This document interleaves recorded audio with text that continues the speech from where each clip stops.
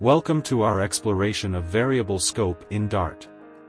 We'll focus on lexical scope and lexical closures, two fundamental concepts that impact how variables are accessed and remembered in Dart programming.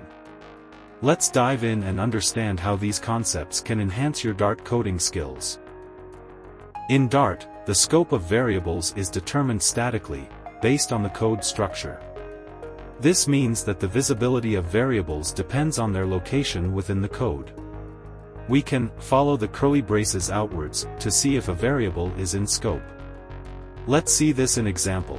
At the top level, we have a variable called top_level. It's accessible everywhere in our code.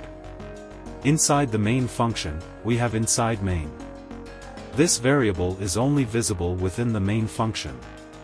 Moving further inside, in the my function, we encounter inside function. It's limited to the scope of the my function. Finally, we delve into the nested function, where we find inside nested function. This variable has the smallest scope and is accessible only within the nested function. When discussing variable scopes, it's essential to explore the concept of lexical closures. Lexical closures are fundamental as they enable functions to remember variables from their surrounding environment. This behavior empowers developers to create powerful and flexible solutions while writing code. In this example, we define a function called greet, which takes a name as a parameter and returns another function. This inner function takes time of day and constructs a personalized greeting message. In our main function, we create two instances, greetAlice and greetBob, which allow us to greet different people at different times.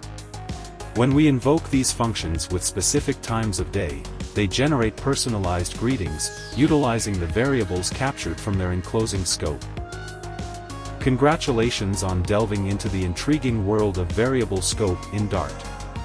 By understanding lexical scope and lexical closures, you're equipped to write more efficient and powerful Dart code. Best of luck with your Dart programming journey.